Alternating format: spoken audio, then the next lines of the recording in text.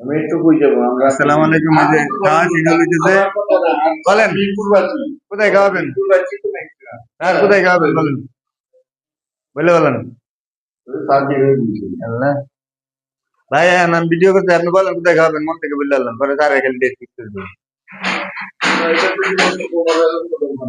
না, প্রমাণ রাখতেছি না তো, ফিক্স করাইতেছি, ডেট ফিক্স করাইতেছি, প্রমাণ তো রাখার দরকার নাই। এটা তো না প্রমাণের লেগে না তো, এটা তো আমি ছাড়বো। বলেন কোন, বুঝলাম না কিছু। এখন স্যারে এনে আমি উল্টা পাল্টা কিছু বলতেছি না, আপনি টাইম